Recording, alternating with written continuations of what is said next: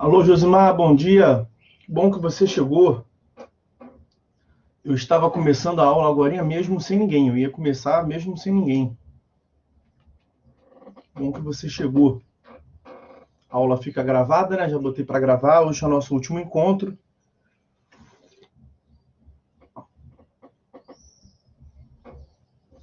Bom dia, meu caro. Vamos ao trabalho.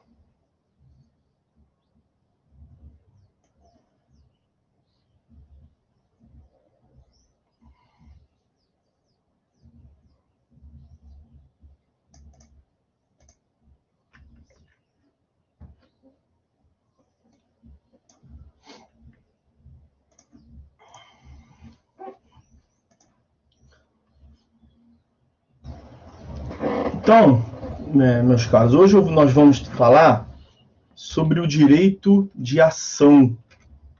Nós vimos até agora tratando a respeito da jurisdição e vamos agora falar sobre o direito de ação. No início da disciplina, eu lhes disse que a teoria geral do processo ela se dedica ao estudo de três institutos, basicamente: a jurisdição, a ação e o processo. Tudo gira em torno da jurisdição, a ação provoca o exercício da jurisdição, o processo é um instrumento por meio do qual se permite o exercício da jurisdição, e aí, por conta disso, nós começamos estudando a jurisdição. Complementamos o estudo da jurisdição com a competência, que concluímos na aula passada, e vamos concluir a disciplina, finalizar a disciplina hoje com o estudo do direito de ação, como estava lhes dizendo. Bom, os senhores devem se lembrar que uma das características da jurisdição é a inércia da jurisdição. A inércia da jurisdição, que nós encontramos referência normativa no artigo 2º do CPC. O processo começa por iniciativa da parte e se desenvolve por impulso oficial, salvo as exceções previstas em lei. Nós vimos que tem alguns poucos casos em que o juiz pode dar início de ofício aos procedimentos, como na restauração de autos, por exemplo, como na arrecadação de bens na herança jacente, na arrecadação de bens do ausente, e por aí vai. Poucos casos. Tirando esses poucos casos expressamente previstos em lei, o processo somente pode ser iniciado por iniciativa da parte interessada. O Estado não pode dar início de ofício, ele precisa aguardar o requerimento, a providência da parte interessada. E a parte interessada, aquele que vai a juízo reclamando a intervenção jurisdicional, solicitando o exercício da função jurisdicional, ele acaba exercendo um direito constitucional. Nós vimos que uma das garantias fundamentais do processo é o acesso à justiça. Artigo 5º, inciso 35 da Constituição Federal. A lei não excluirá da apreciação do Poder Judiciário lesão ou ameaça a direito. Então, toda pessoa que se sentir lesada ou ameaçada de ser lesionada quanto a um direito que titulariza, pode ir a juízo solicitando uma intervenção jurisdicional a fim de uma tutela reparatória ou preventiva, para reparar um dano que já sofreu ou para evitar a consumação daquele dano. Nós não podemos cogitar de óbices por qualquer esfera do Estado. Já tratamos disso aqui, seja pelo legislador, ali faz-se menção à lei na Constituição, seja mesmo pelo Executivo e até mesmo pelo Judiciário. É livre, portanto, o acesso à justiça.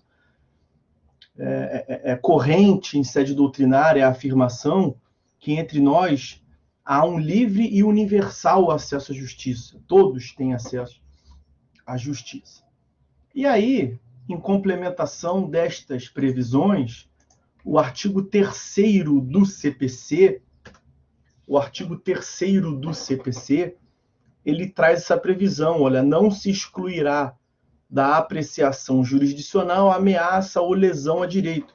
Uma redação muito parecida com a da Constituição, mas não exatamente igual. Veja que no texto do CPC ele não faz menção ali à lei, né? Não se excluirá da apreciação judiciária, uma abordagem então mais ampla.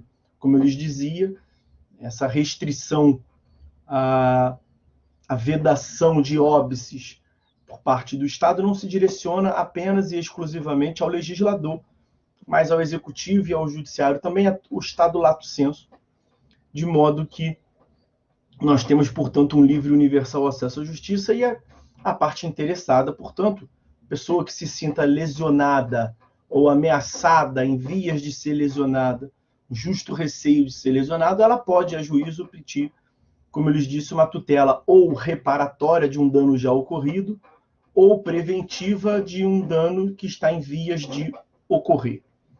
Pois bem, e como é que a parte vai a juízo? Aí que chega justamente o nosso ponto. A parte vai a juízo exercendo o direito de ação. O acesso à justiça é uma previsão constitucional no sentido de que todos podem acessar a justiça, porque não será criado óbice, uma garantia constitucional. Todos têm, portanto, o direito de ação. Todos têm o direito de acionar o Poder Judiciário para o exercício da jurisdição. Todos têm o direito constitucional de acionar, de dar início ao exercício da função jurisdicional. É isto que significa o direito de ação.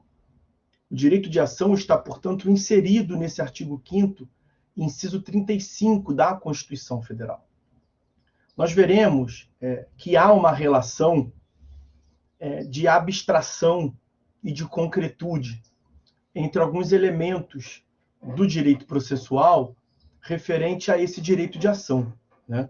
Então, o direito de ação ele está no plano mais abstrato, a nível constitucional. Todos titularizam esse direito de ação. Até o nascituro, né? Até o feto na barriga da mãe titulariza o direito de ação. Mas nem todos os exercitam na prática. Nem todos conseguem o exercitar sozinho, alguns precisam de uma complementação, de representação. Nós veremos isso com o estudo adiante. Aqui mesmo na aula de hoje e no decorrer da disciplina, existem institutos associados ao próprio direito de ação e também associado ao direito do processo, ao processo, que são a legitimidade associada ao direito de ação e a representação associada ao processo. Sobre o processo os senhores falarão melhor no próximo período. O direito de ação está no plano mais abstrato, é um direito abstrato que todos titularizam, mas nem todos o exercitam. E aquele que consegue o exercitar, aquele que realmente vai em concreto a juízo, ele propõe uma demanda. Então, a demanda, ela é a ação exercitada. Demanda é o instituto do exercício do direito de ação. Lhes dou um exemplo.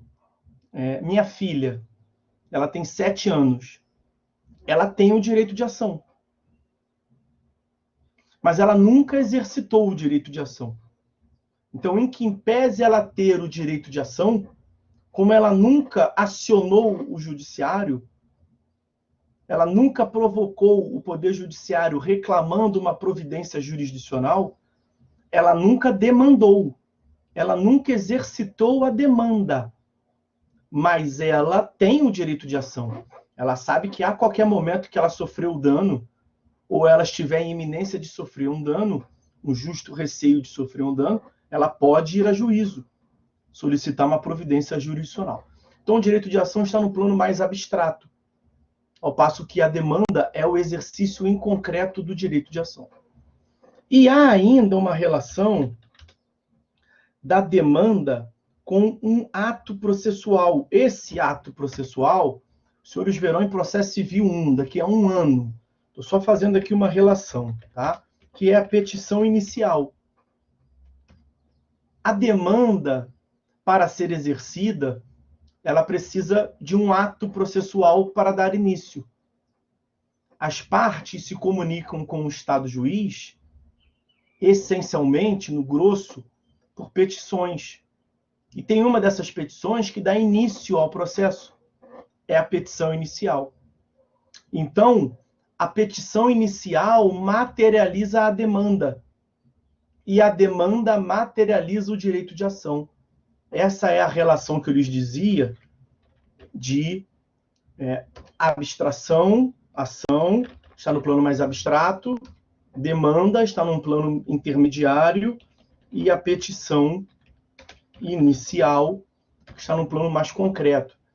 Agora, com o processo eletrônico, fica mais difícil um pouco de você dar esse exemplo que eu lhes darei agora, mas há um tempo atrás, enquanto tínhamos autos físicos, sem processo, sem autos eletrônicos, ficava mais fácil de passar essa ideia que eu quero passar de abstração e concretude. O direito de ação, como eu lhes disse, está no plano constitucional. Até o nascituro tem. Até quem não nasceu ainda tem o direito de ação. O direito resguarda. A demanda é o direito de ação exercido. Então, nem todos que têm o direito de ação o demandaram.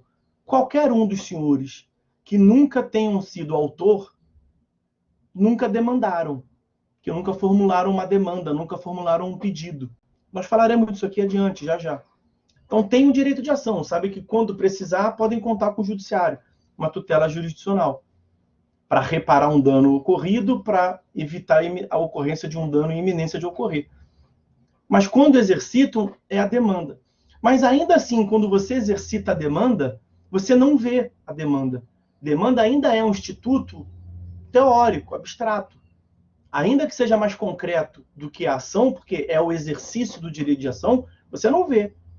Você não embrulha para presente uma demanda. Né? Mas a petição inicial, você consegue imprimir. A petição inicial é um ato. Né? A petição inicial é quem dá vida à demanda. Então, como é que a demanda sai do computador, toma vida?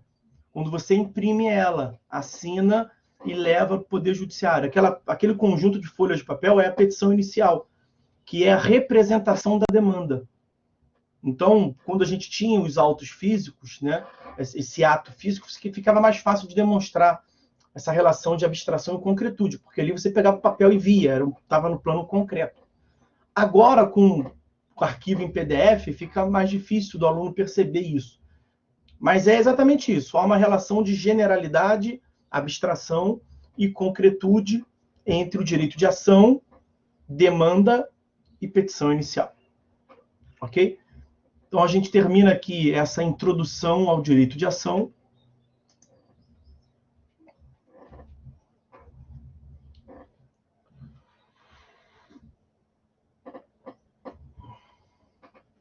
Vamos passar ao nosso próximo tópico, ainda dentro do direito de ação, que é a evolução histórica do direito de ação. Né? Nós aqui veremos, portanto, a sucessão, a evolução das teorias sobre o direito de ação. Alguma dessas teorias tem relevância apenas histórica, ok? Então, não exercem influência no modo como se pensa o direito de ação hoje em dia. Na verdade, até exercem influência para mostrar como é que não é, como é que está errado. E outras são mais importantes um pouco. Claro que nós vamos dedicar uma importância maior a essa segunda categoria das teorias que exercem influência teórica, dogmática, no modo como se compreende o direito de ação hoje em dia. A primeira das teorias que eu quero lhes passar é a teoria imanentista ou civilista. Teoria imanentista ou civilista do direito de ação tem apenas importância histórica, que significa dizer que não exerce nenhuma aplicação teórica ou prática atualmente. Ela é própria de uma época em que a ciência processual e os seus institutos ainda não gozavam de autonomia em relação ao direito material. O direito, como um todo, a ciência do direito, ela se desenvolveu, né, ela teve a sua gênese ali, o seu embrião, em torno do direito material, o direito civil, propriamente dito. Os civilistas se gabam disso e é a mais pura verdade. E o direito processual, ele veio a reboque, né? O direito processual veio pelo descumprimento do direito civil, como nós falamos aqui, na característica da substitutividade da jurisdição. O juiz não atua uma função originária e própria sua, o juiz se substitui na função, na atividade daquele que não cumpriu as previsões normativas do direito como um todo, essencialmente do direito material.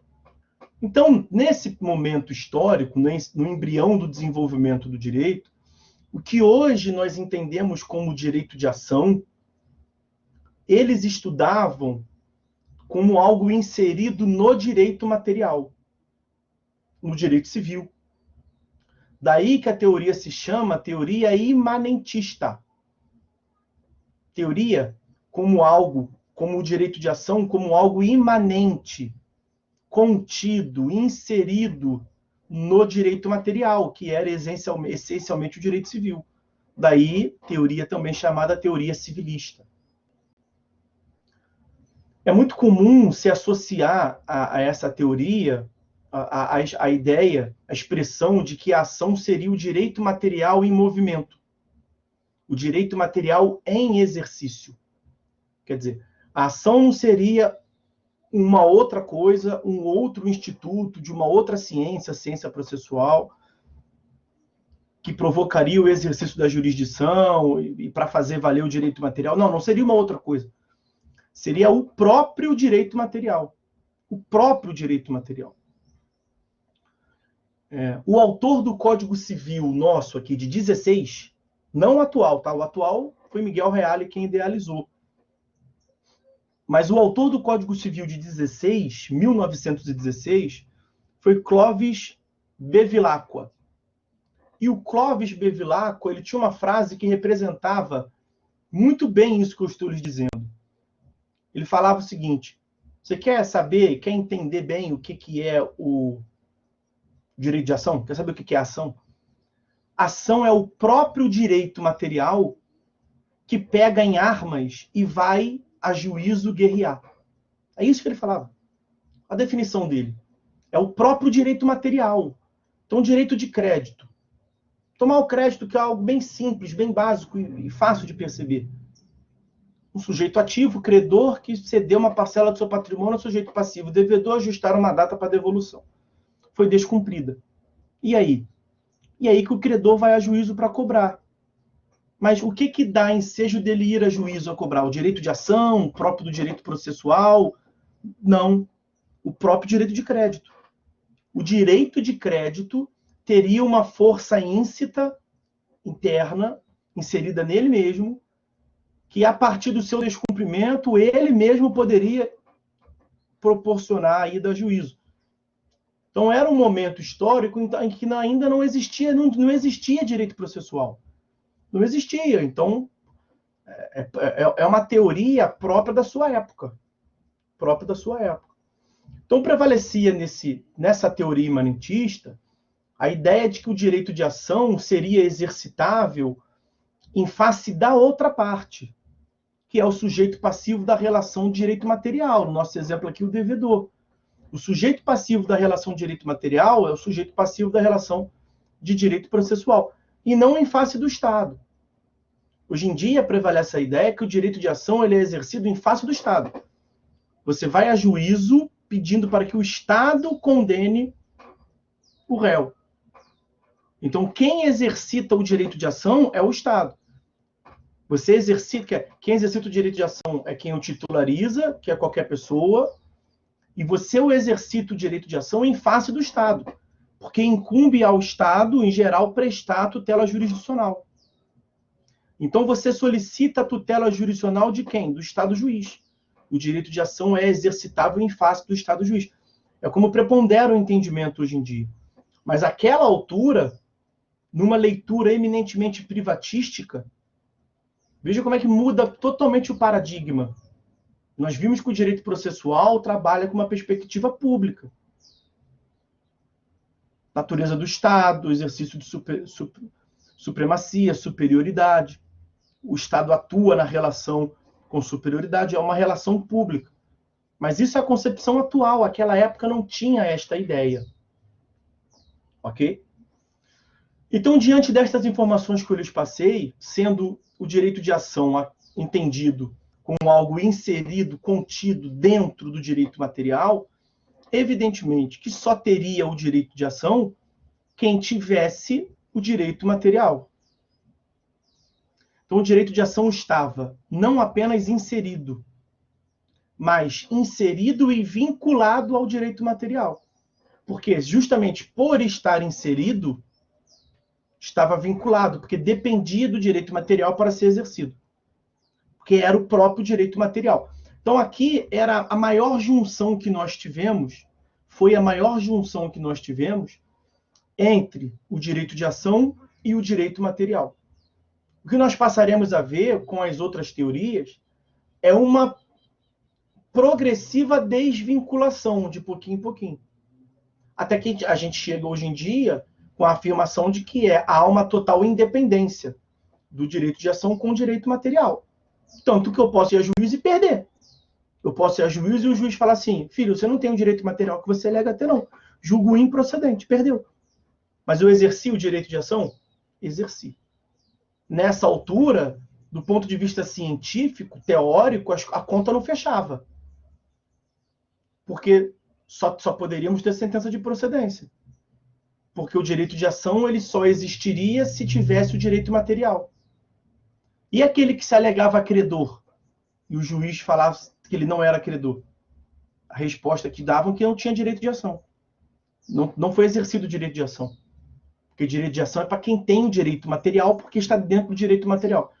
Tá aí, então é o quê? O que moveu o Estado juiz? O que foi aquilo que foi exercido e resultou numa negativa? Ah, não sei. Não tinha resposta.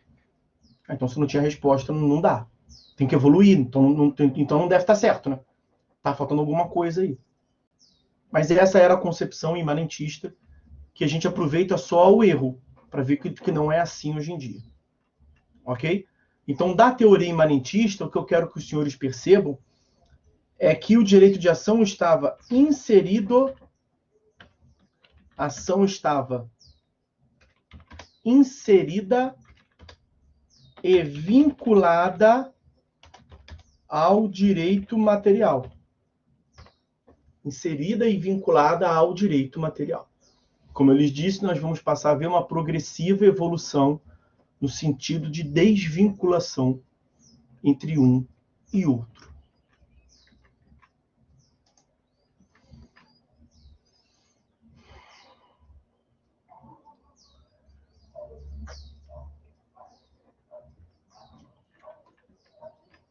Vamos lá.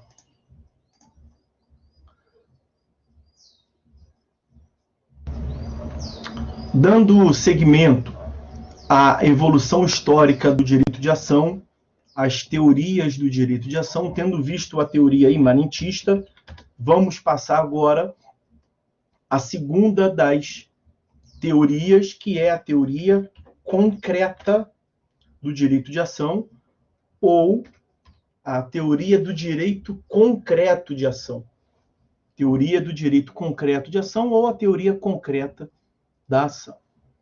Essa teoria, ela também possui apenas importância histórica.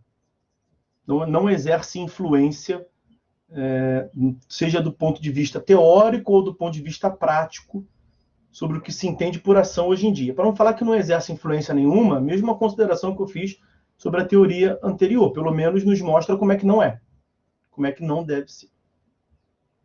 Essa teoria, ela decorre de um debate acadêmico, uma polêmica que surgiu entre Wittgenstein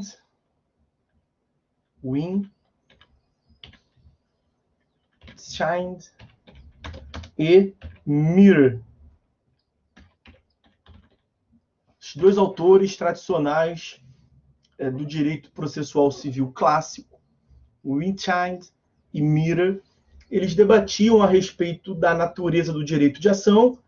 Vejam, eles foram os precursores da criação da teoria concreta. Então, eles estavam discutindo ali na teoria imanentista e fizeram surgir a teoria concreta. E eles estavam discutindo propriamente sobre a actio romana, a natureza do direito de ação, né, no direito romano, a actio, esse instituto próprio do direito romano. E foi influenciado, essa discussão foi influenciada pelo reconhecimento da autonomia científica do processo em relação ao direito material.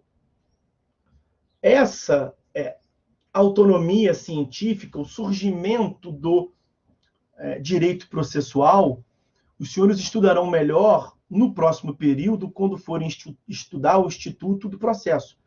Acabamos de passar pela jurisdição, estamos agora na ação, e aí o que resta de teoria geral do processo será dedicada ao processo. Os senhores vão estudar, né, se for comigo, vai saber, mas eu começo o estudo sobre o processo tratando também das teorias evolutivas sobre o processo. E aí os senhores verão que lá no processo também houve uma teoria imanentista, que o processo era entendido como algo inserido no direito civil, até que surgiu uma teoria quanto ao processo que foi criada pelo professor Oskar von Bülow. Já é bom se acostumar com esse nome, que vem de um livro muito famoso das exceções e dos pressupostos processuais, que é a teoria do processo como relação jurídica processual. Tudo isso aqui lá no processo, né? Então, Oskar von Bülow, quanto ao processo, desenvolveu essa teoria do processo entendido como relação jurídica processual, que nós veremos, que os senhores verão no próximo período melhor, e como ficou definido ali, a partir desse livro que eu lhes disse, das exceções e dos pressupostos processuais, a autonomia científica do processo, isso acabou derivando também numa autonomia do direito de ação em relação ao direito material. E aí já se passou, portanto, a sustentar que o direito de ação não era exercido em face da outra parte, como a gente viu na teoria anterior, a imanentista, e como a gente fala hoje em dia até, usualmente, atecnicamente, eu vou a juízo em face de fulano de tal. Na verdade, você vai a juízo em face do Estado. Tecnicamente, você vai a juízo pedindo o exercício da tutela jurisdicional. E quem exerce a tutela jurisdicional? O Estado. Então, você vai a juízo em face do Estado pedindo para que o Estado tome uma providência. E se o Estado lhe der razão, ele vai tomar a providência que você pediu. Então, a partir desse momento aqui, com a teoria concreta, nós tivemos esse acerto aqui da teoria concreta. O direito de ação, ele passou a ser exercido perante o Estado e, em sendo proferida uma sentença de procedência, o direito material, que é julgado quando do mérito, né? Mérito é a pretensão principal do processo, os senhores verão. Quando do julgamento do mérito, que é a pretensão principal do processo, no nosso exemplo que nós cogitamos lá atrás, o crédito. Você pede a condenação do réu a lhe pagar uma quantia. E aí, se o juiz julgar procedente os seus argumentos, ele vai condenar o réu a lhe pagar a quantia, que é o direito de crédito. Então, quando do exercício da jurisdição, o juiz afirma o direito material. Só que nessa teoria não parou por aí. A teoria concreta afirmava que o direito de ação era exercido em face do Estado, mas também em face do adversário. Então, eles acertaram, mas nem tanto. Eles desvincularam, mas nem tanto. Como eu lhes disse, nós veremos uma progressiva desvinculação. E o grande problema dessa teoria, o que faz com que ela não seja admitida hoje em dia e não exerça influência atualmente, é o fato de que ela somente admitia existir direito de ação nas hipóteses em que o juiz afirmasse em que existisse o direito material, que era um dos equívocos da teoria anterior, da teoria imanentista. Então, eles acertaram pela metade, vamos assim dizer. Já começaram a acertar desvinculando o direito material, trazendo uma autonomia do direito material em relação ao direito processual, direito de ação, porque já tinha ali a autonomia do direito processual do professor Oscar von Billow, mas eles ainda ficaram presos quanto ao julgamento. Quer dizer, o juiz somente poderia, ao final, proferir uma sentença de procedência. Ele somente se admitia sentença de procedência. Só existiria o direito de ação se houvesse o direito material. Era algo meio psicodélico, meio louco. Eles diziam que o direito de ação é uma outra coisa, que não o direito material. Mas, em compensação, o direito de ação só existe se existir o direito material. Então, eles também afirmavam que só existiria sentença de procedência. Então, em que pese ter recebido os influxos da autonomia do processo, da teoria do professor Oscar von Billow, e, portanto, reconhecer a autonomia do direito de ação em relação ao direito material, eles ainda vinculavam um ao outro, porque um só existia se tivesse o outro. Então, na teoria concreta, em que pese reconhecer a autonomia, o direito de ação permanecia vinculado, dito, dependente do direito material. Então, como é que eu coloquei lá em cima? Na imanentista, ação, dois pontos, inserido e vinculado. Vou botar aqui, ação, dois pontos, autônoma, que foi o acerto deles, já uma evolução, autônoma e vinculada, dependente ao direito material. Ao direito material. Então, mesma lógica, eles só aceitavam a sentença de procedência, eles não explicavam a sentença de improcedência.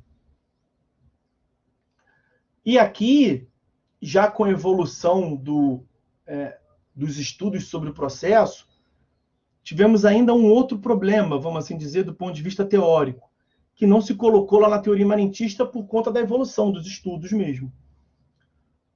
Aqui na teoria concreta, perguntavam para eles, os críticos indagavam como justificar as sentenças declaratórias negativas. É algo que os senhores vão ter uma base melhor no final desse encontro de hoje, mas eu vou aqui adiantar.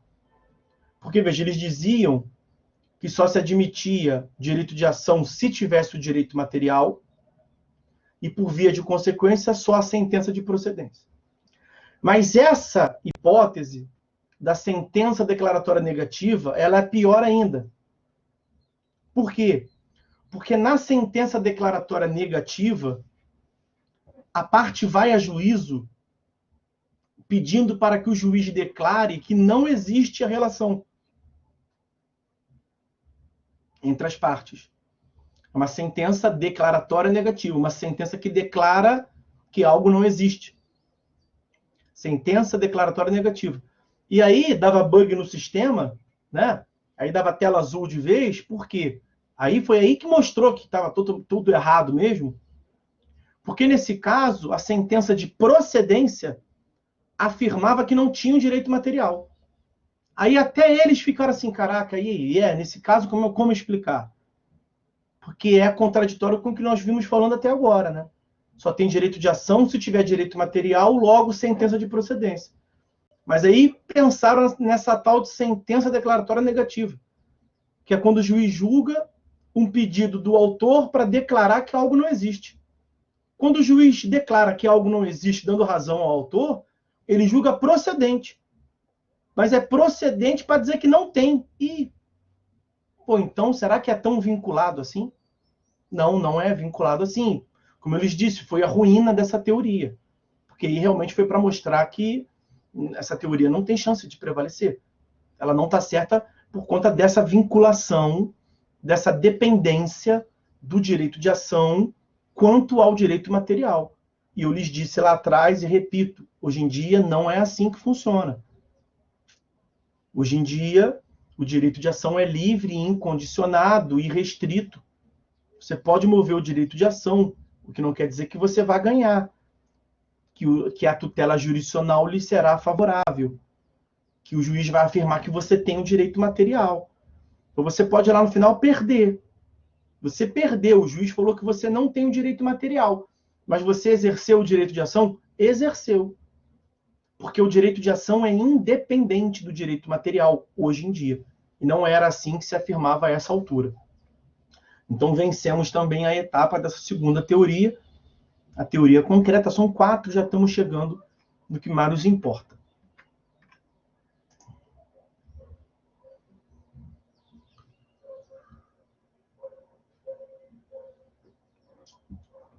Aí, nós chegamos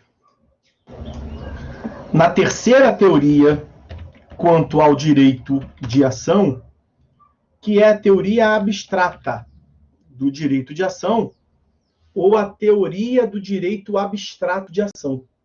Teoria abstrata da ação, ou teoria do direito abstrato de ação, que surgiu das críticas que se faziam à teoria concreta, ó, abstrata, contrário de concreto, né? Que pretendia demonstrar justamente a abstração do direito de ação em relação ao direito material, como nós vínhamos dizendo, né?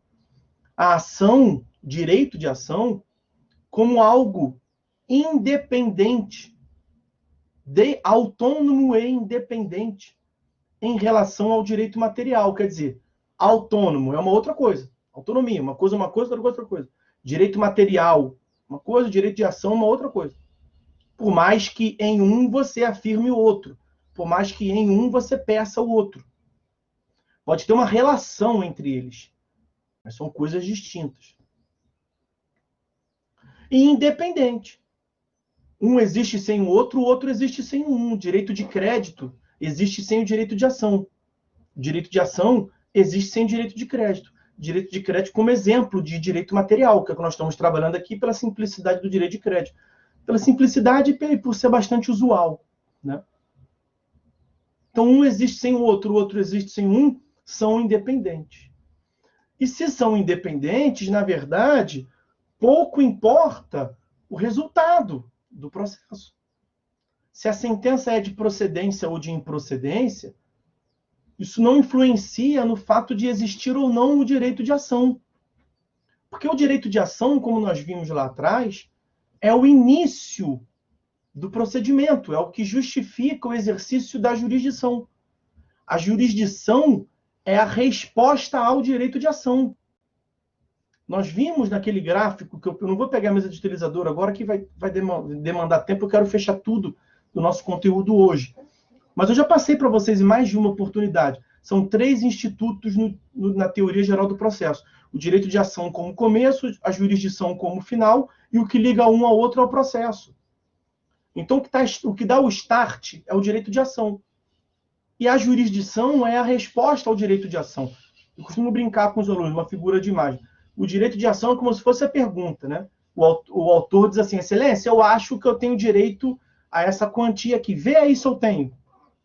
Me diga aí se eu tenho direito a isso. O juiz vai responder. Tem. Julgo procedente. Não, não tem. O juiz responde o que foi perguntado. Porque o juiz não pode ficar por aí falando igual um maluco nessa figura de imagem, né? O juiz não responde se ninguém perguntar. Ele nem pode. Porque a jurisdição é inerte. Nós acabamos de falar. Nós vimos e acabamos de falar. No artigo 2º do CPC. Mas a jurisdição é o ponto final. O direito de ação é o ponto inicial. Se na jurisdição o resultado é um ou outro, pouco importa, o direito de ação já foi exercido. O direito de acionar e de provocar o exercício da jurisdição já se deu, independentemente de ter razão ou não ter razão aquele que foi a juízo. Nessa teoria abstrata, que traz, portanto, a autonomia, então, a ação, autônoma e independente ao direito material. Autônoma e independente ao direito material. E nessa teoria abstrata, não haveria qualquer requisito, seja ligado ao direito material ou ligado ao direito processual, que influísse aqui como um condicionamento ao exercício do direito de ação. Então, o exercício do direito de ação seria no sentido próprio da palavra, livre e restrito, amplo e restrito. Ação como um direito público, subjetivo, com sujeito titulariza, um direito público de obter um pronunciamento judicial do Estado.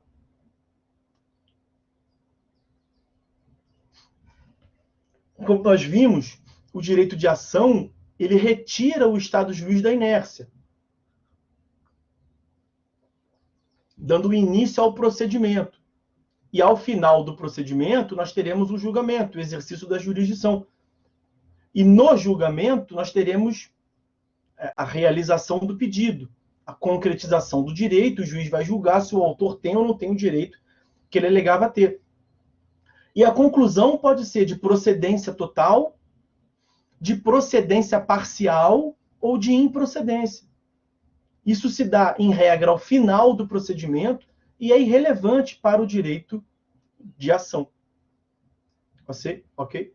Então, o direito de ação, para essa teoria, que eu já adianto, é a teoria teoricamente, dogmaticamente, é a teoria correta, é a teoria prevalecente, o direito de ação é um direito potestativo. Um direito potestativo, público, subjetivo, são características que se associam ao direito de ação nessa visão da teoria abstrata, que é a que está correta, que é a que prevalece.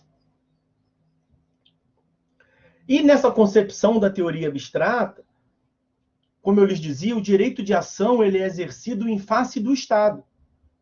O sujeito passivo do direito de ação, que é aquele que tem o dever de cumprir uma prestação, é o Estado.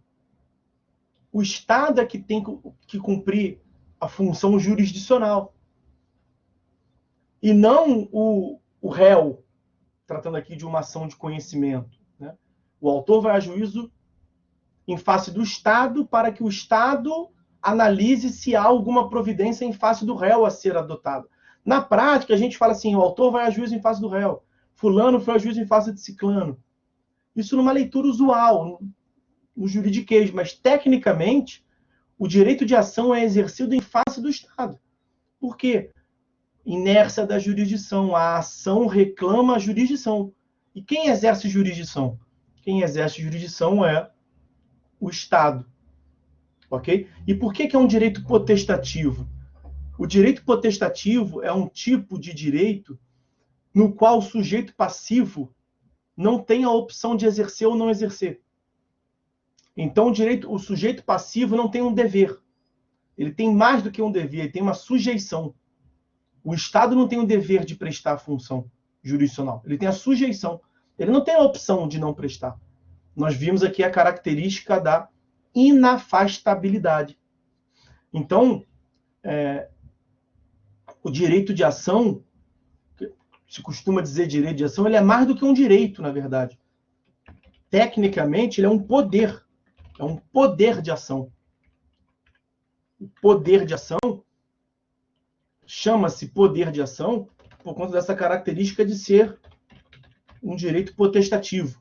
Ou você fala poder de ação, ou você fala direito potestativo. Para não falar direito potestativo de ação, é comum se ouvir dizer também poder de ação. Porque o sujeito passivo, que é o Estado, não tem a opção de cumprir ou não a prestação. Ele está vinculado automaticamente pelo ordenamento jurídico e o que ele tem é uma sujeição. Essa é a concepção que prevalece. O direito de ação é autônomo, é independente, é um direito potestativo, é um direito público subjetivo. E não há qualquer condicionamento. Só tome um cuidado aqui, porque nós vamos estudar um tópico chamado condições da ação. E eu estou falando que não há qualquer condicionamento, que o que prevalece é essa teoria. A teoria abstrata. A autonomia e total independência, o direito de ação livremente exercido. Então, essas condições da ação, as chamadas condições da ação, que nós veremos, tem que ser adequadamente entendido. As condições da ação, elas surgem, eu botei ali entre aspas por conta disso, porque não são literalmente condições da ação, porque a ação não tem condição. O que se chama condições da ação não é condição da ação, literalmente. O que no direito está solto por aí, né? Um tom de expressão que não é bem aquilo. Como eu lhes disse, nós temos que criar um filtro auricular, botar um filtro no ouvido e saber identificar bem o que estamos ouvindo. Porque já foi criado para ser uma condição. E depois a evolução mostrou que não pode ser condição, por causa da teoria abstrata e tudo mais. Então, hoje em dia, as condições da ação não têm essa acepção semântica de condicionar o exercício da ação. Na verdade, nós veremos que o que se chama condições da ação condicionam, sim, o exercício do julgamento final de mérito. Então, não são condições da ação, são condições do julgamento, da jurisdição, do julgamento de mérito. Porque a ação, eu volto a lhe dizer, é livre e restrita. O que não quer dizer que no dia que vai chegar ao final. Porque pode ter um vício e o juiz acabe com o processo. Mas o direito de ação de provocar uma intervenção jurisdicional foi exercido. Ok? Então está vista também a teoria abstrata. Vamos passar ao estudo da última teoria.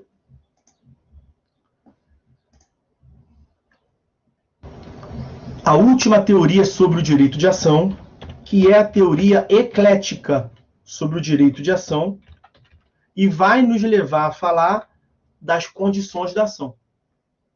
A teoria eclética tem esse nome porque ela tem um ecletismo, uma mistura, uma junção. Então, ela se preocupa com essa característica da teoria abstrata de ser totalmente aberta e desvinculada e sem nenhum tipo de condicionamento. E aí a teoria eclética, ela trouxe essas condições da ação. Quando ela trouxe, né, no desenvolvimento da teoria eclética, era condições da ação no sentido da palavra. Os defensores dessa teoria, e o defensor dessa teoria por excelência, ele tem nome e CPF. Foi o senhor Enrico Túlio Liebmann. Enrico Túlio Liebmann, ele dizia que a ação é autônoma e independente em relação ao direito material, como a teoria abstrata disse, beleza, mas é condicionada. A ação teria algumas condições. E como eu lhes disse, hoje em dia já prevalece o entendimento que não é bem assim. Apesar da gente chamar as condições da ação, as condições da ação não condicionam a ação, mas condicionam ao julgamento final de mérito.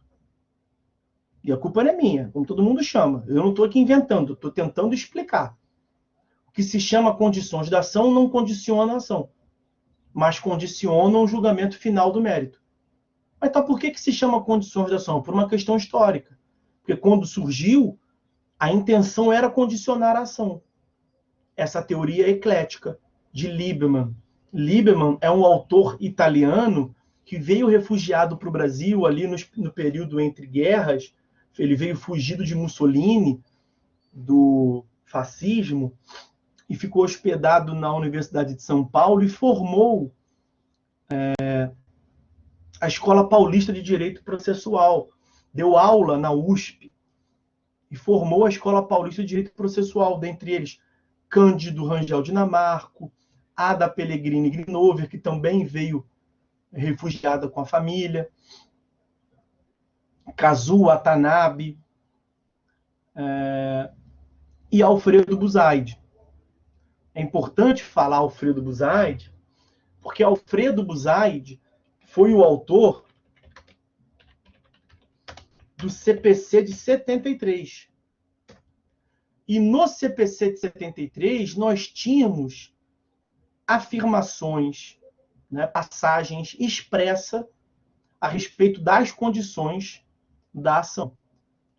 Mas antes de aprofundarmos as condições da ação, deixa eu voltar à lógica da teoria eclética, para que a gente possa aprofundar nas condições da ação.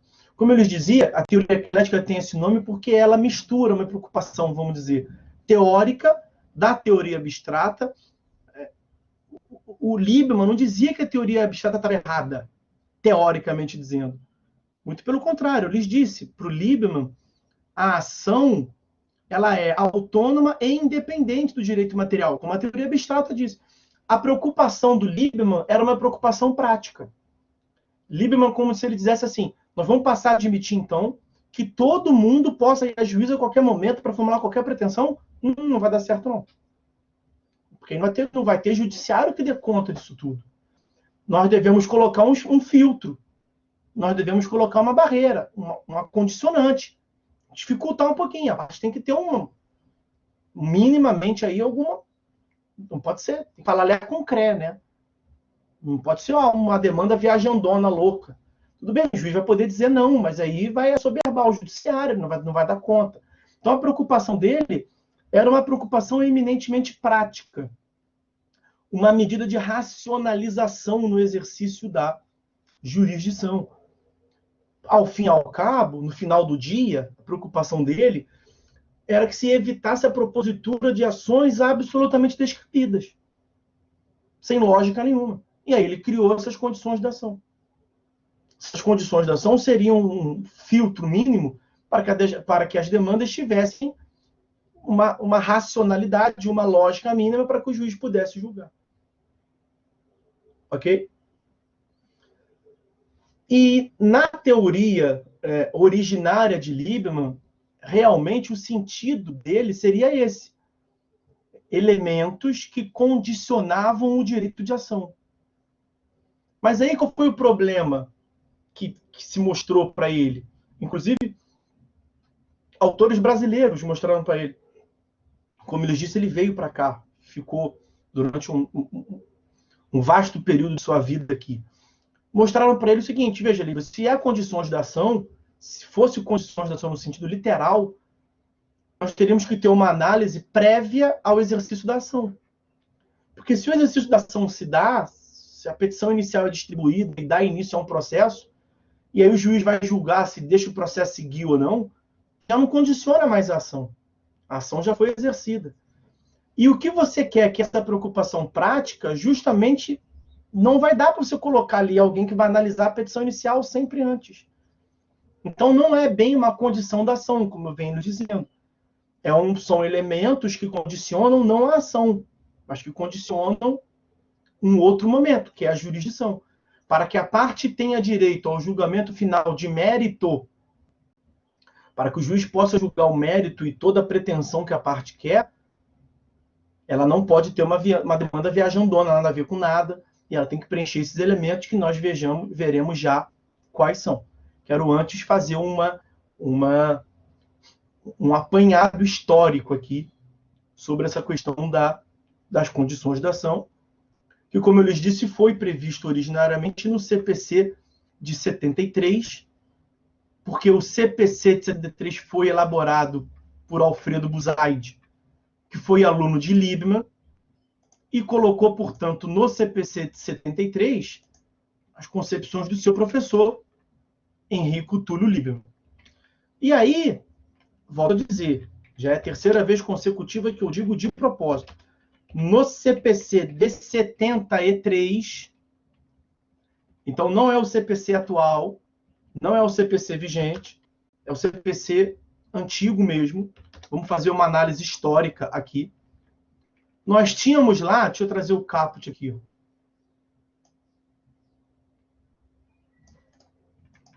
Eu vou trazer mais informação para os senhores.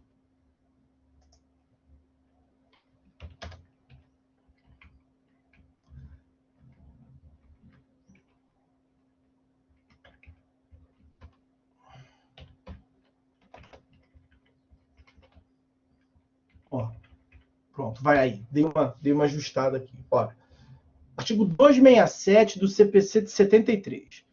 Extingue-se o processo sem resolução do mérito para... Tinha no Código atual e continua tendo no Código... Tinha no Código antigo, continua tendo no Código atual a possibilidade do juiz colocar fim ao processo sem julgar o mérito. O mérito, como eu lhes disse, é a pretensão principal. É a condenação numa ação de reparação, é a paternidade numa ação de paternidade, é o julgamento do direito material, do mérito, do direito que a parte alega ter. Chama-se mérito.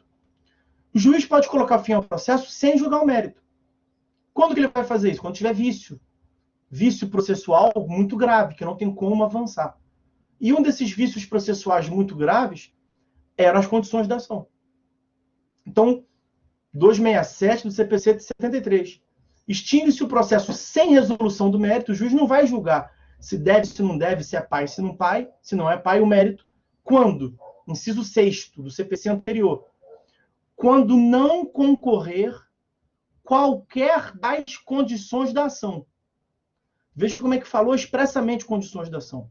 Como possibilidade jurídica, legitimidade das partes e interesse processual. Então, originariamente, as condições da ação tinham um sentido de condicionar o exercício da ação, e já vimos que isso foi corrigido e não é bem assim. E, originariamente, as condições da ação eram 3. Quais? Na ordem. Possibilidade jurídica. Essa possibilidade jurídica aqui é do pedido.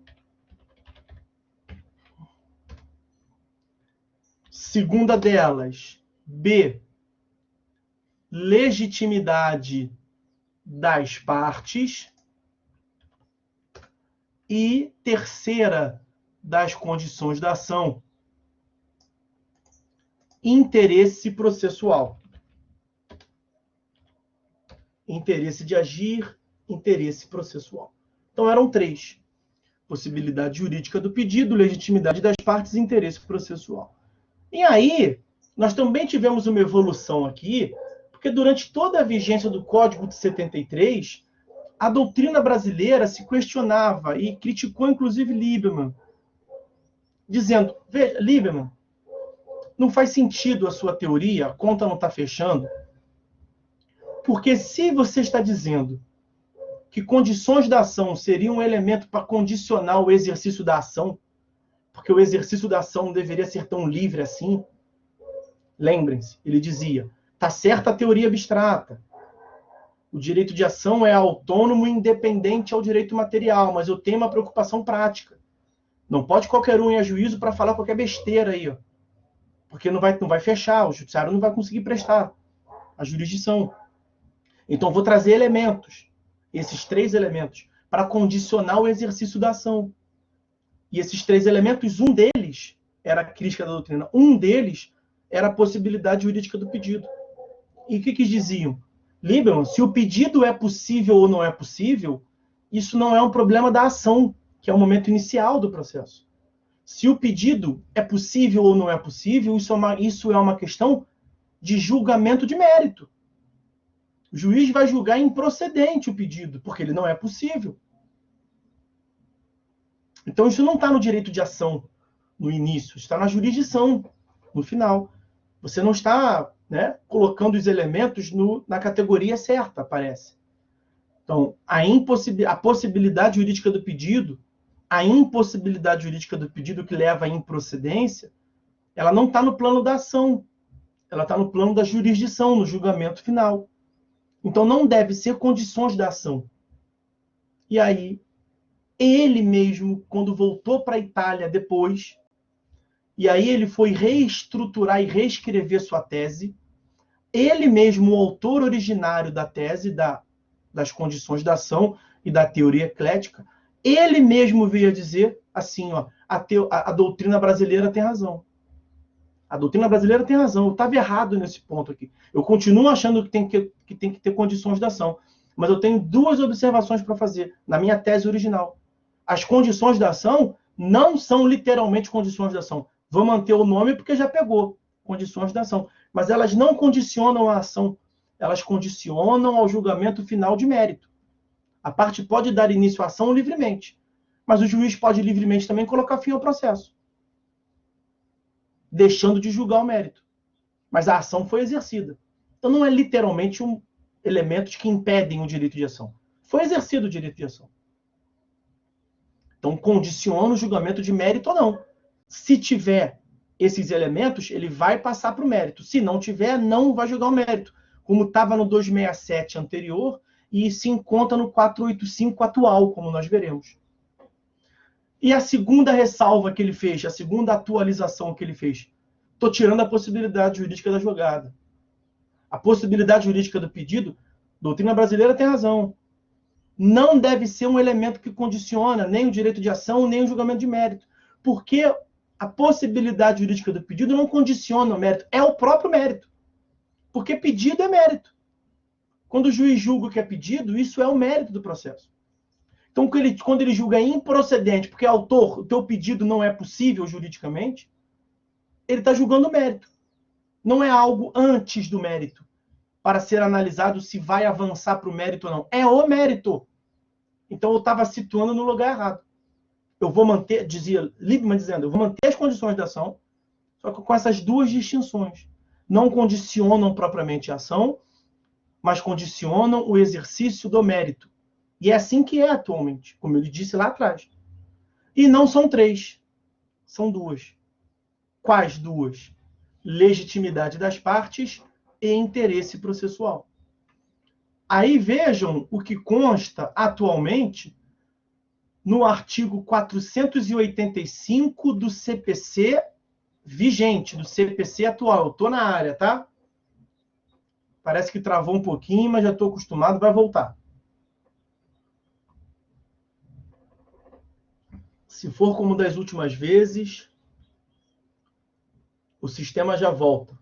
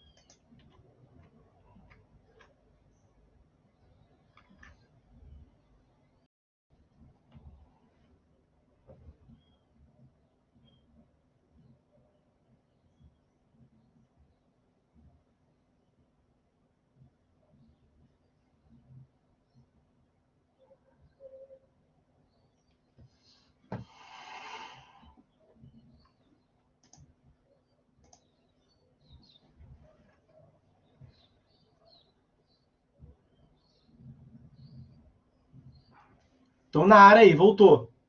Viu?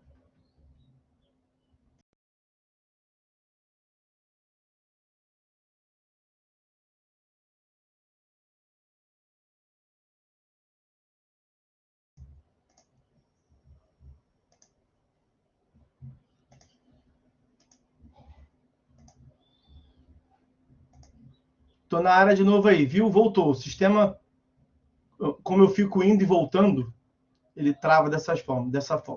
Então, os senhores estão aí? Vou continuar. Esse negócio de ficar pegando lá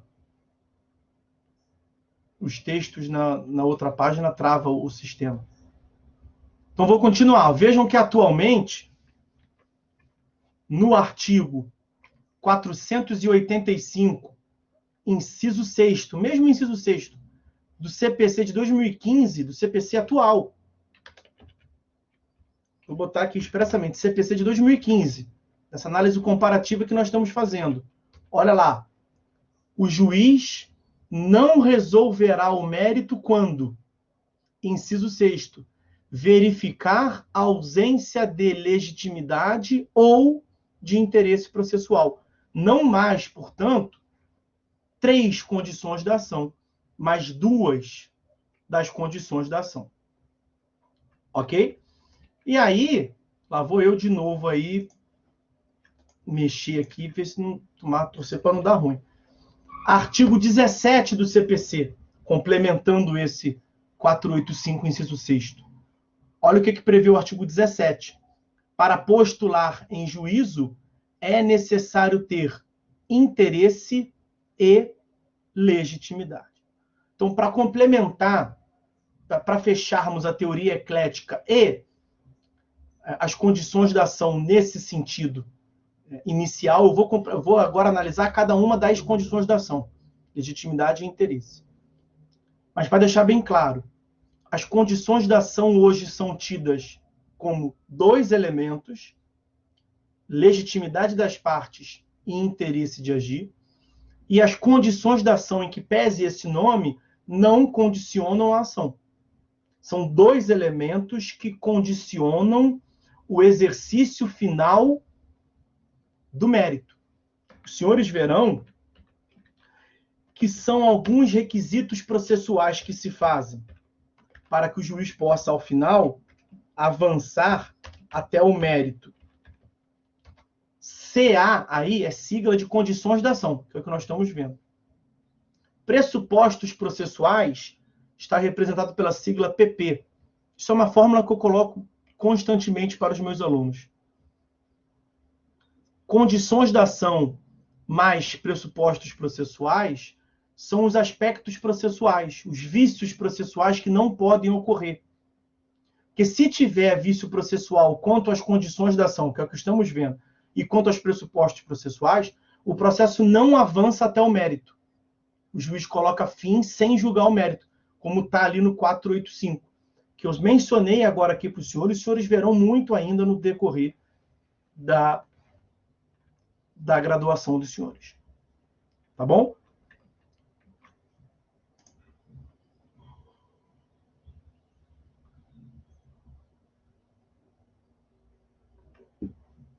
Então, vamos lá.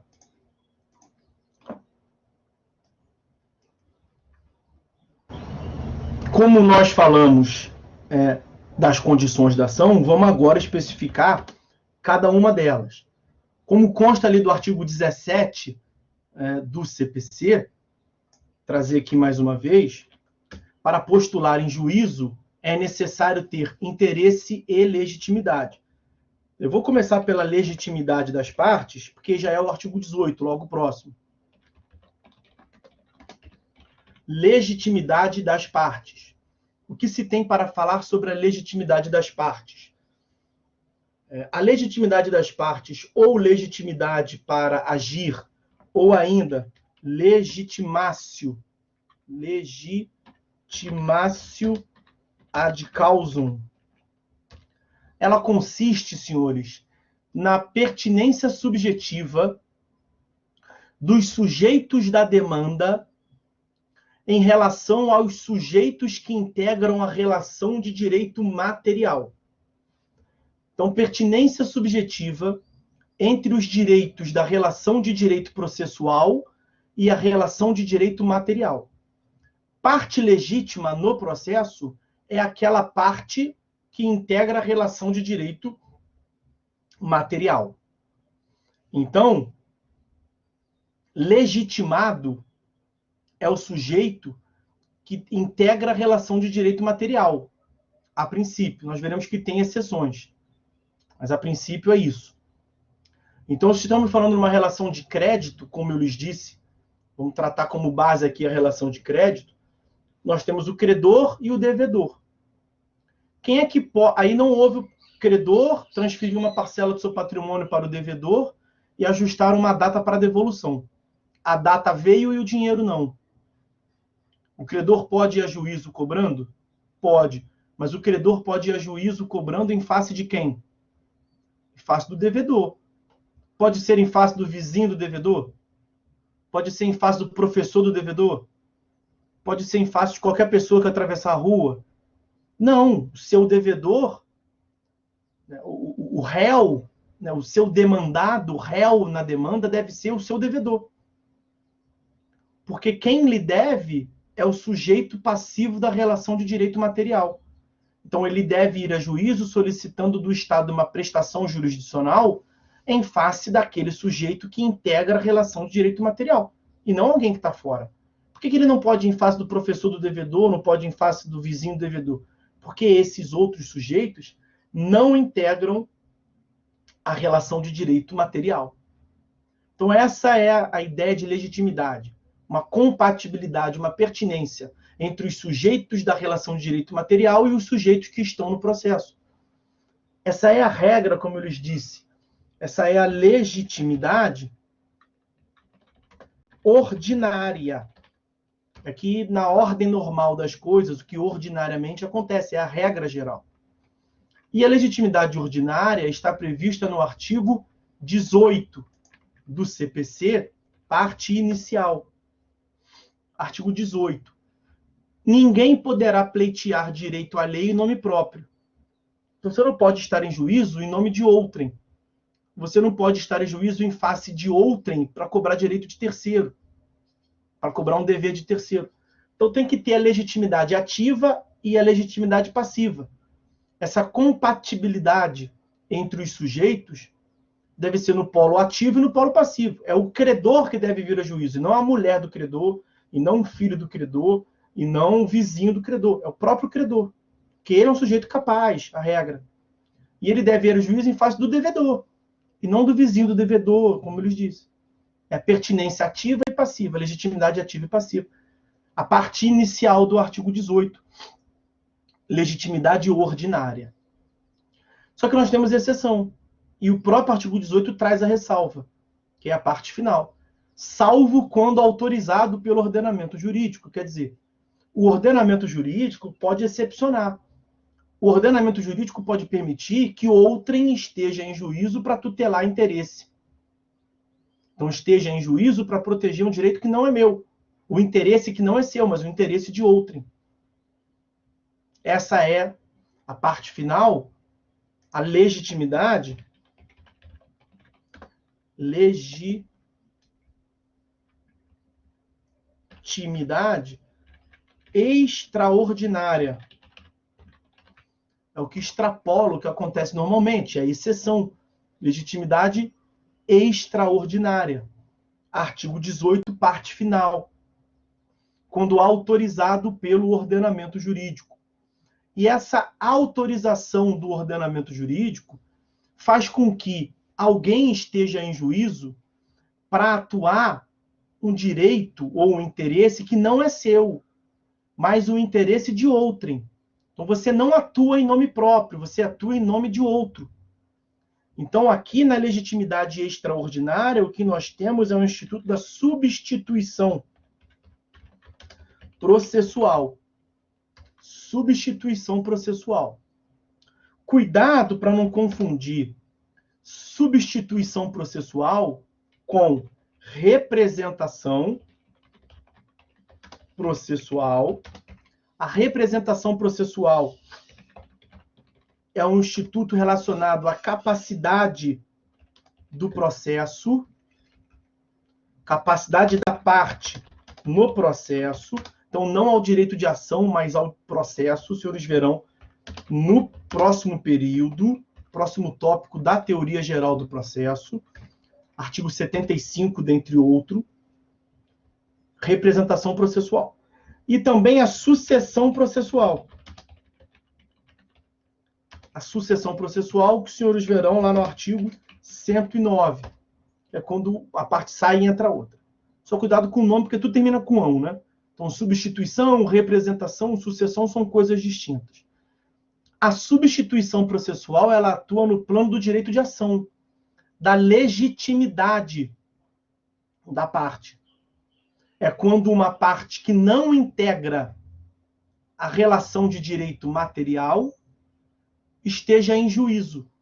Então, naquele nosso exemplo, o credor é o sujeito, ou vou botar a pessoa, é a pessoa A. O devedor é a pessoa B. Em juízo, A é o autor.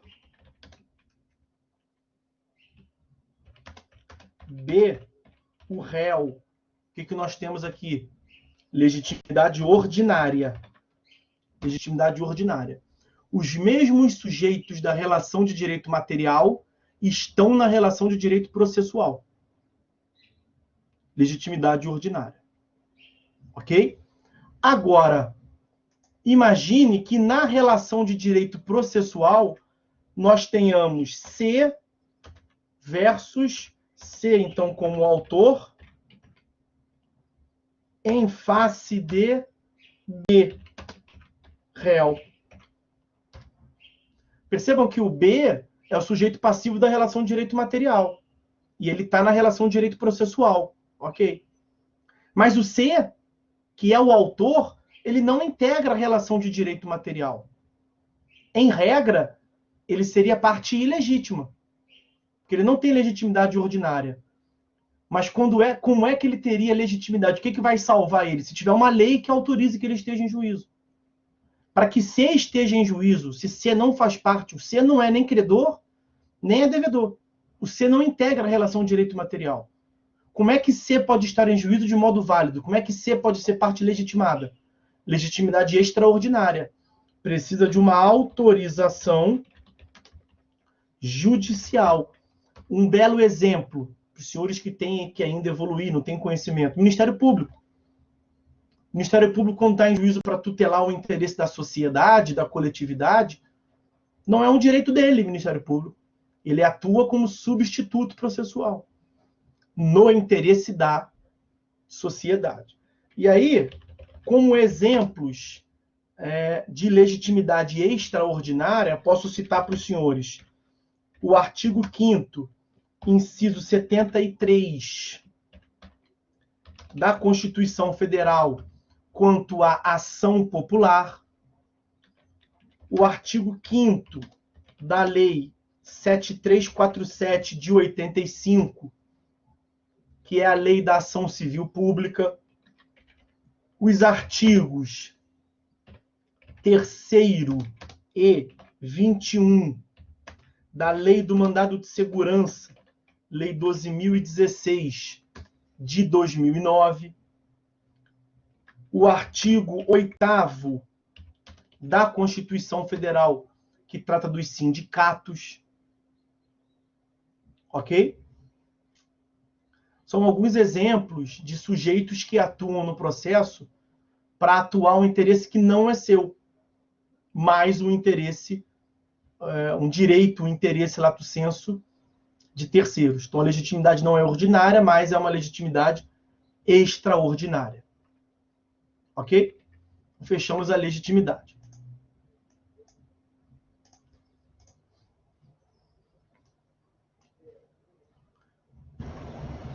A outra das condições da ação, na leitura que nós fizemos aqui sobre o que é condições da ação e quais sejam, é o interesse de agir ou interesse processual.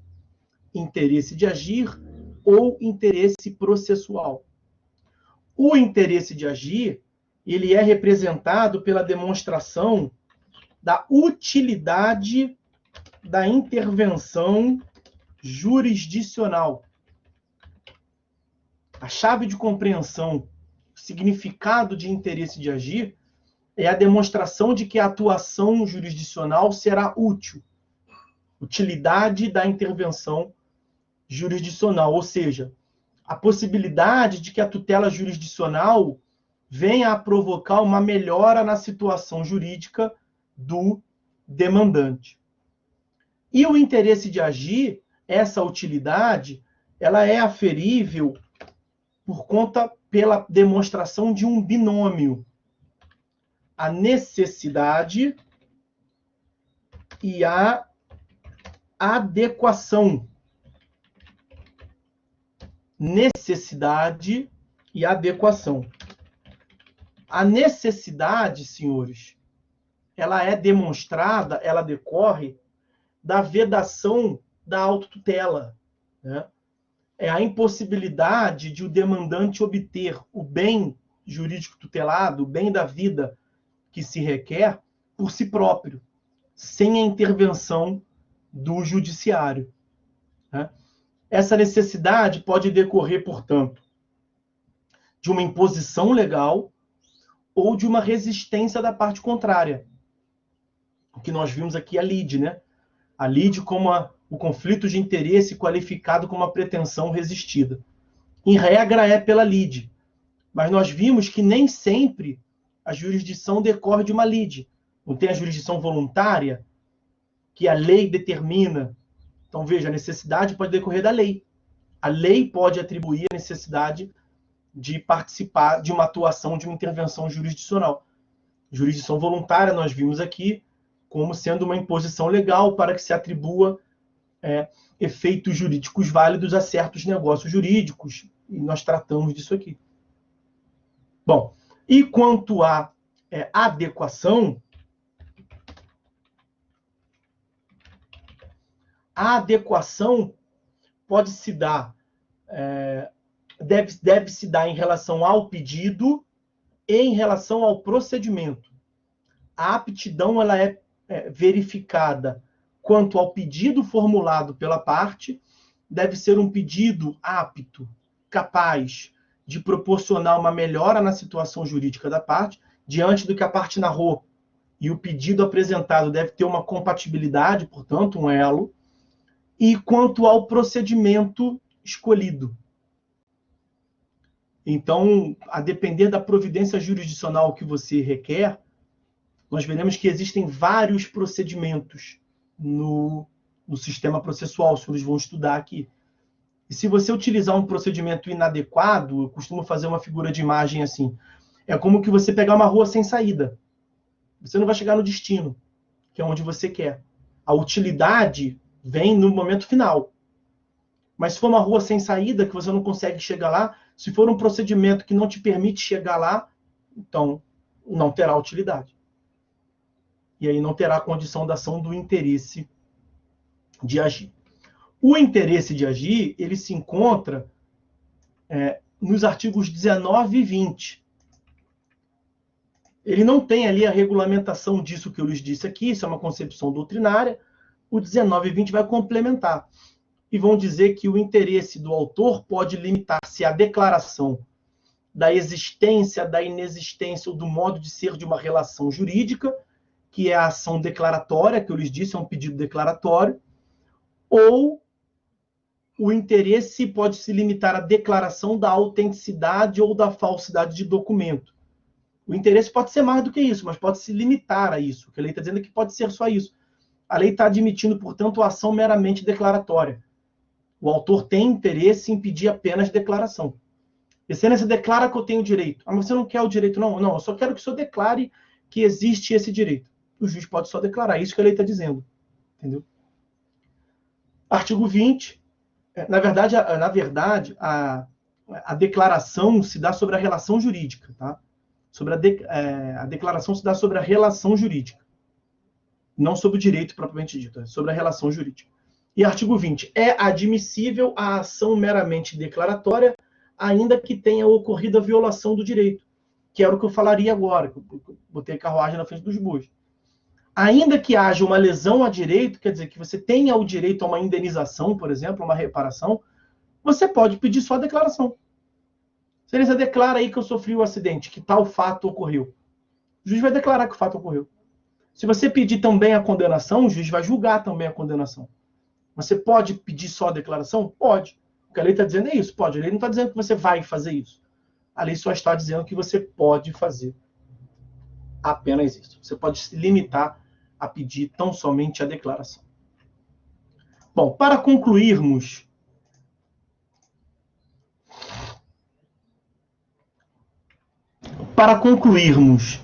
as condições da ação, vamos ver a teoria da asserção. Teoria da asserção quanto à forma de se aferir, a forma de se averiguar as condições da ação. Tem esse nome, teoria da asserção, aqui entre nós, porque, na verdade, decorre de uma teoria da doutrina italiana que afirma que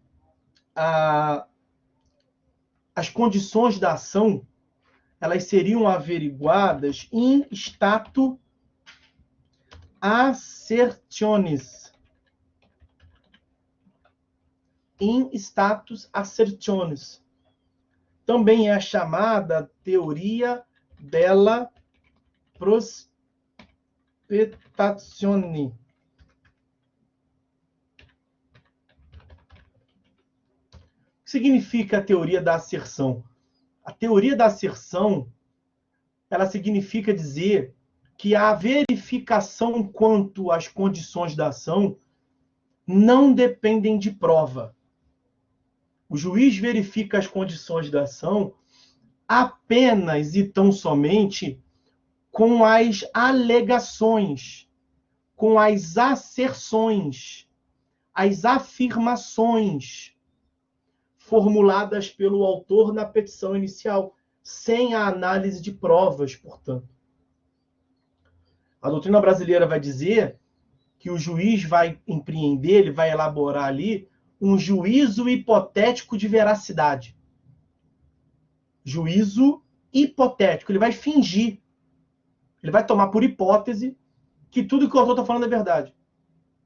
Se tudo que o autor está falando for verdadeiro, ele é legitimado ativo? A outra parte é legitimada passiva? Ele tem interesse de agir?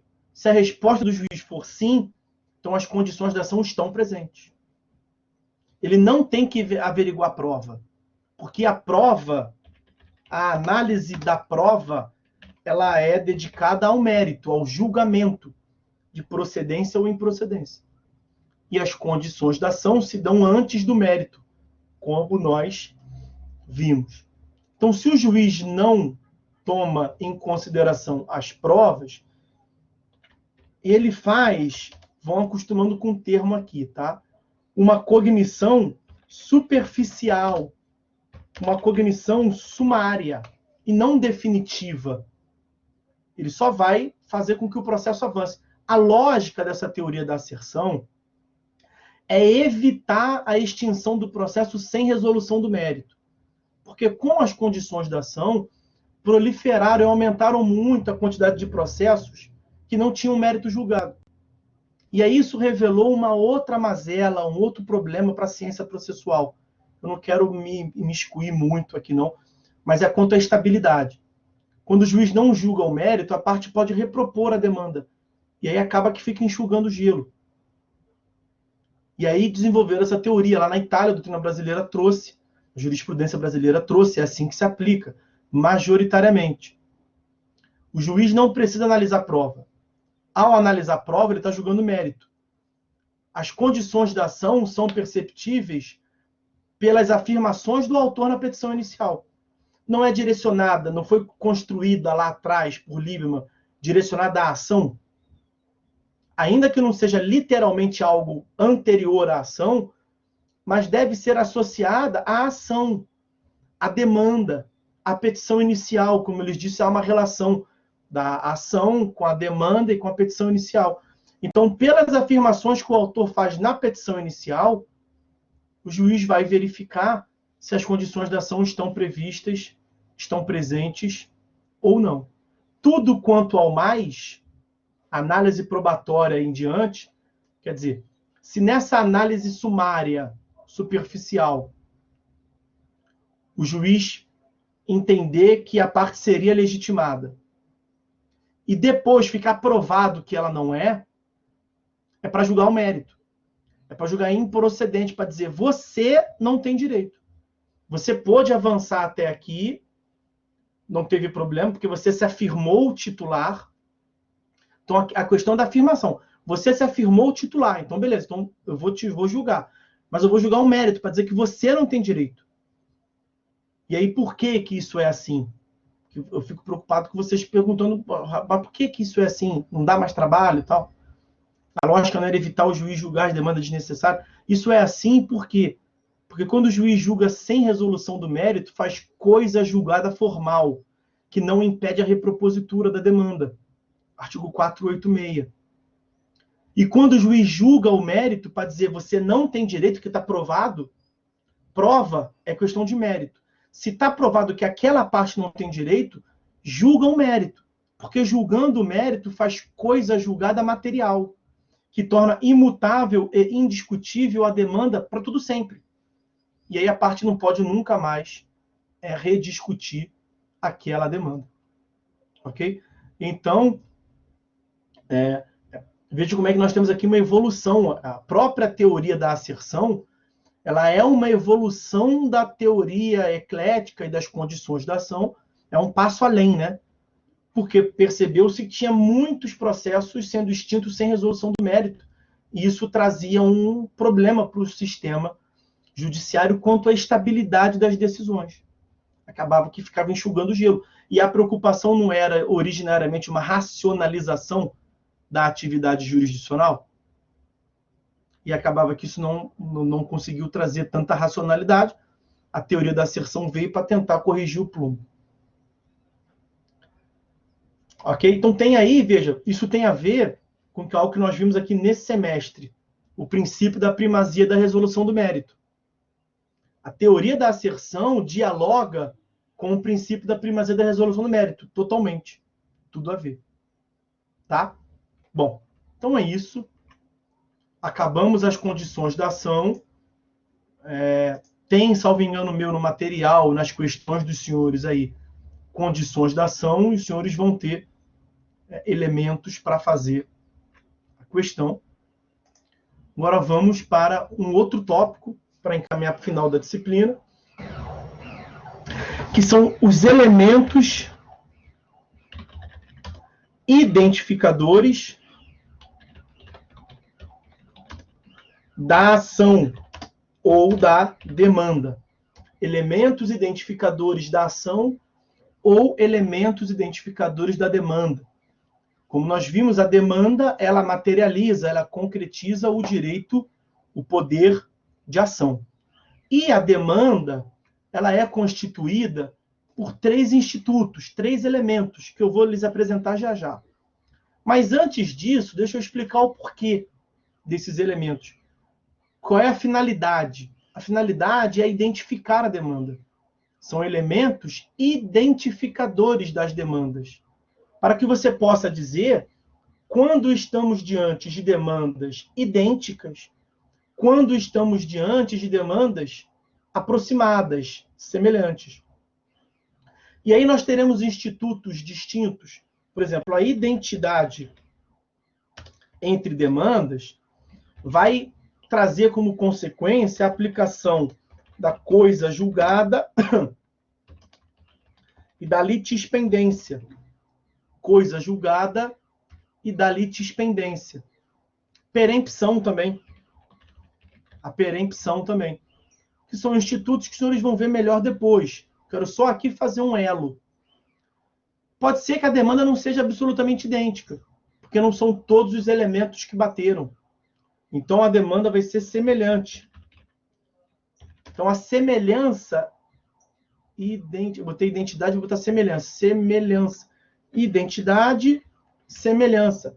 A semelhança tem como consequência a conexão, a continência, a relação de prejudicialidade, que são institutos que os senhores verão para frente. Estamos aqui em TGP1, não tem como aprofundar muito. Eu só quero que os senhores percebam que é importante saber os elementos identificadores da demanda, porque isso vai repercutir em vários outros institutos que os senhores verão. Vejam quantos eu apresentei para os senhores aí. Ok? tudo isto decorre do fato de saber se as demandas, se a relação entre demandas é de identidade, uma demanda é cópia da outra, ou se a relação entre demanda é de proximidade, de semelhança. Ok? Bom, e aí quais são esses elementos identificadores da demanda? O artigo 337 do CPC, ele nos traz aqui, traz para os senhores uma cola legítima, né? Ele traz aqui um elemento que os senhores podem utilizar legitimamente para fins de absorver o conhecimento. Não precisa se preocupar em decorar, a resposta está ali, ó. Uma ação é idêntica? Opa, idêntica. Não são elementos com a finalidade de identificar uma ação? Então, esses são os elementos. Uma ação é idêntica a outra quando possui as mesmas partes, a mesma causa de pedir e o mesmo pedido. Então, quais são os elementos da demanda? Partes, causa de pedir e pedido. Essa é a teoria da tríplice identidade. Para que uma demanda seja idêntica a outra, deve preencher esses três elementos. Tríplice identidade. Ou também a teoria chamada da tria idem. Deve ter três elementos iguais. Partes, causa de pedir e pedido. Muito rapidamente, vou tecer algumas considerações sobre cada um desses elementos. Partes. As partes compõem o elemento subjetivo da demanda, né? Em geral, nós temos duas partes, pelo menos. Uma que atua no polo ativo, o demandante, que atua em face do demandado. Demandante é aquele que demanda, é aquele que formula um pedido. Demandado é aquele contra quem se demanda, é aquele contra quem se formula o pedido. No processo de conhecimento, que é o que mais comumente se fala, o demandante é chamado de autor. Só que não é sinônimo autor e demandante. Na verdade, demandante é um gênero do qual o autor é uma das espécies, né? Demandante é o polo ativo, quem formula a pretensão, quem pede. Pode ser autor no processo de conhecimento, pode ser exequente no processo de execução, pode ser o recorrente num recurso. E o demandado pode ser o réu no processo de conhecimento, pode ser o executado no processo de execução, por aí vai. Ok? Alguns sujeitos no processo também, eles atuam sem que sejam demandante nem demandado. E os senhores verão isso no tópico lá do processo. Tá? Nós temos o que se chama de partes da demanda, demandante e demandado, e temos as partes do processo. Lá no tópico do processo, vocês vão estudar isso melhor. Como exemplo de partes do processo, o assistente ou o amicus curiae. São sujeitos que atuam no processo sem que sejam partes da demanda. Eles não pediram nada, nem contra eles se pediu nada. Eles atuam ali para ajudar alguém. Ok? São partes do processo. Bom, então sobre partes, isso que tínhamos para falar. Sobre a causa de pedir, acho que o nome já ajuda bem, né? É a causa, é a razão que te leva a pedir. A causa de pedir é o porquê da demanda. É o elemento fático. A causa de pedir ela é composta pelos fatos. São os fatos, o substrato, o pano de fundo fático que dá fundamento para o pedido, para a pretensão manifestada em juízo. Eu não quero aprofundar muito aqui não, se os senhores verão melhor depois, eu estou em cima do horário, mas a causa de pedir, ela se divide em causa de pedir próxima e causa de pedir remota. A causa de pedir remota se associa ao fato constitutivo do direito do autor. No nosso exemplo do crédito, foi a transferência do dinheiro. O fato do autor ter transferido o dinheiro para o réu, lá atrás. E a causa de pedir próxima, ela se associa ao interesse de agir, o que justifica o acionamento da justiça, o que traz a utilidade. E o que traz a utilidade numa relação de crédito? O fato de ter vindo a data do vencimento e o pagamento não ter vindo, né? É o inadimplemento. Então, no nosso exemplo, o interesse de agir, a causa de pedir próxima, é o inadimplemento, o fato de não ter pago na data. Lá no estudo da petição inicial, os senhores verão melhor isso. E sobre a causa de pedir, atua a chamada teoria da substanciação. Teoria da substanciação, que significa dizer que o que importa é a substância dos pedidos, a substância dos fatos, e não a forma como você qualificou. Então, nesse nosso exemplo que eu lhes passei muito en passant, se o autor vai a juízo e fala assim, excelência, em janeiro de 2020 eu transferi dinheiro para o réu, causa de pedir remota. Ele ficou de me transferir, de me devolver a quantia, mais uns jurozinhos, em agosto de 2020 e não fez. Então, houve o inadimplemento. Causa de pedir próxima. É o interesse de agir. E eu estou vindo aqui a juízo, então, pedir para que o senhor condene ele a me devolver, porque está na cara, excelência, que eu doei dinheiro para ele, que isso foi uma doação. Isso foi uma doação? Não, não foi. Isso foi um mútuo. Os senhores verão no direito material isso. Se fosse doação, doou, está doado. Não tinha por que devolver. Justamente porque foi pactuada a devolução, não é doação, é mútuo. Então vejam que aqui o autor qualificou equivocadamente. Ele disse que juridicamente é algo que não é. O juiz não está vinculado a julgar do jeito que o autor qualifica. O juiz está vinculado aos fatos. Por isso que eu lhes disse que a causa de pedir é composta pelos fatos. E, por fim, o pedido. O pedido é, essencialmente, o principal elemento da demanda. Todos os outros elementos giram em torno do pedido. A verdade é essa. As partes. Uma parte que pede, a outra parte contra quem se pede. Demandante e demandado. Demandante é quem demanda, quem pede. Demandado é contra quem se demanda, contra quem se pede. Causa de pedir. É o porquê do pedido. São os fatos que dão causa ao pedido. Tudo gira em torno do pedido. Pedido representa a pretensão formulada em juízo. E aí nós veremos que há uma vinculação entre o que a parte pede e o que o juiz julga. É o princípio da congruência, da correlação ou da adstrição. Princípio da congruência, da correlação ou da adstrição, que estão nos artigos 141 e 492 do CPC. O juiz não pode julgar além do que foi pedido, o juiz não pode julgar diversamente do que foi pedido, o juiz não pode julgar menos pedidos do que foram formulados. São os vícios das sentenças. Ultra petita, extra petita e citra petita.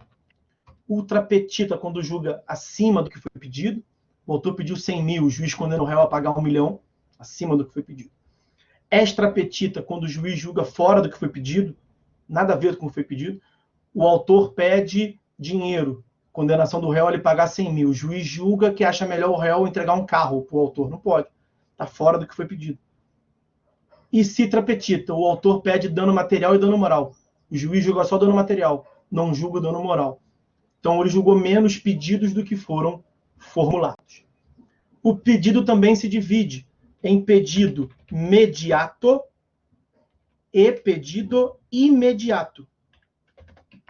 O pedido imediato é a tutela jurisdicional.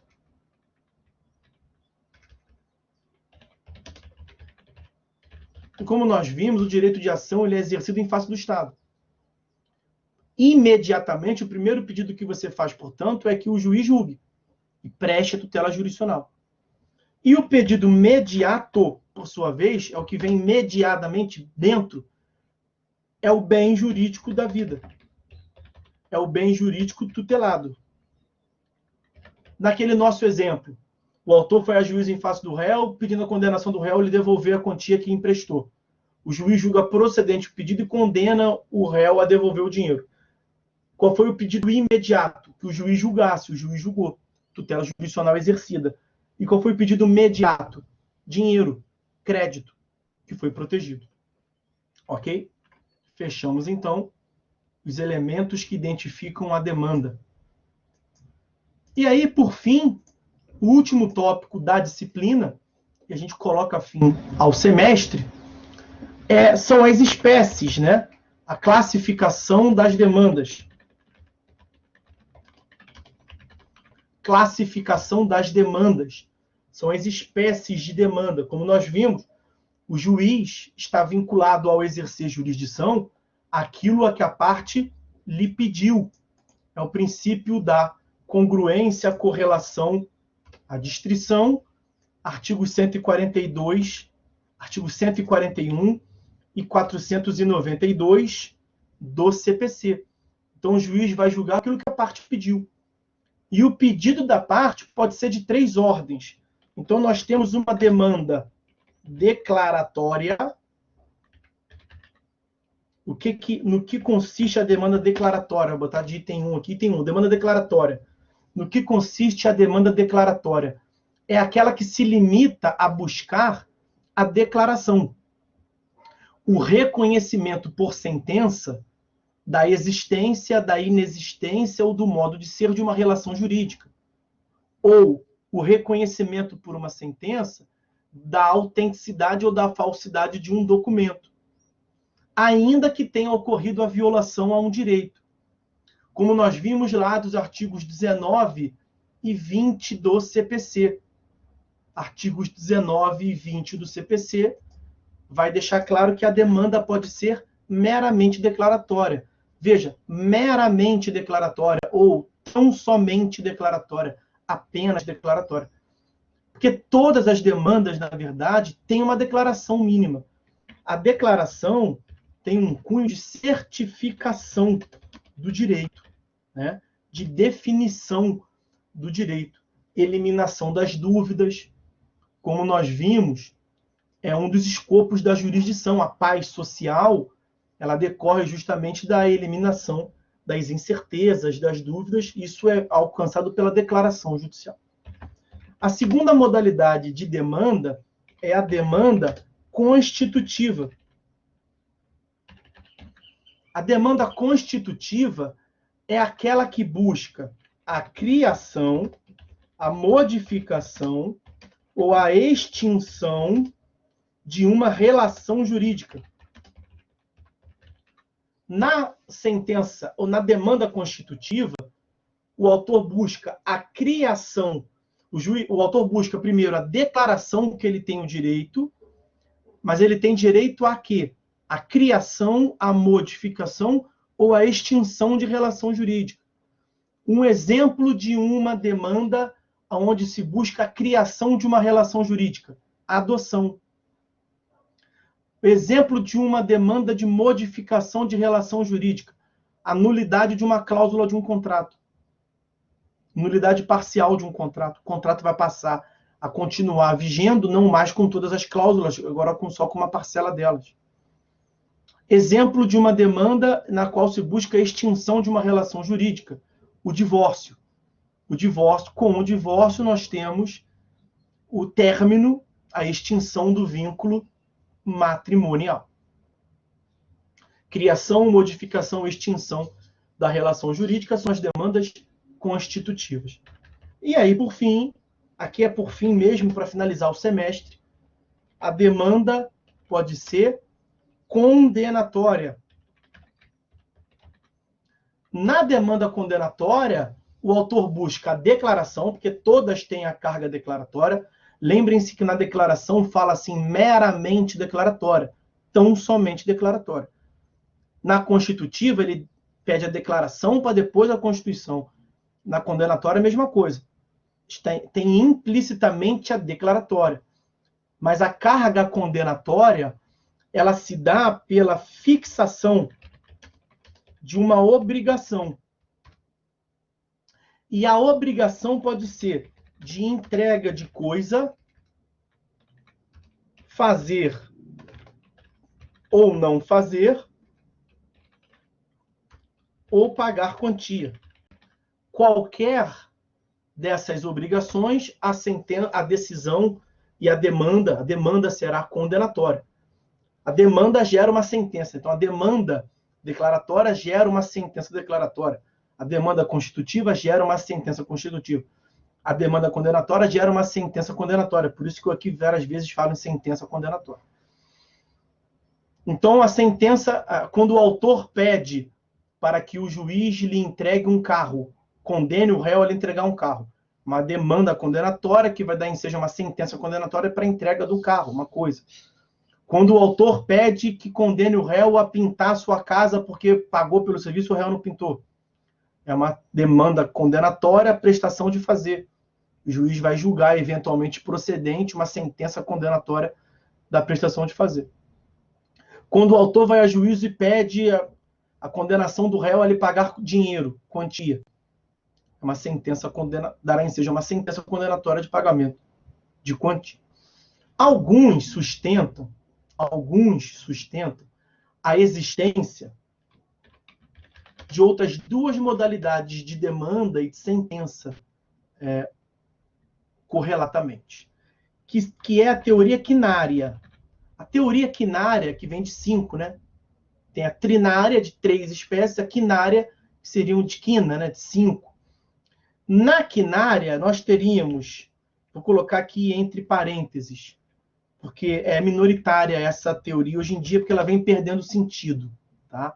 Nós teríamos uma modalidade de demanda mandamental e uma outra modalidade de demanda chamada executiva lato sensu.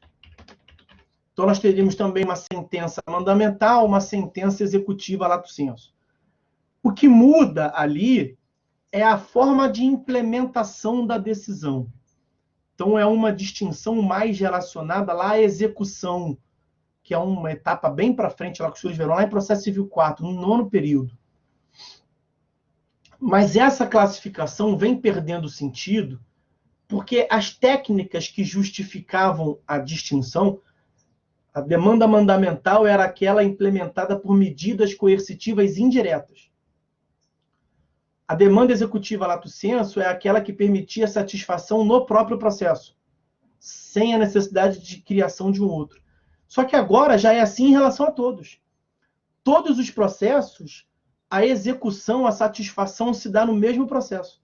E em todos os processos se admite medidas coercitivas, diretas e indiretas.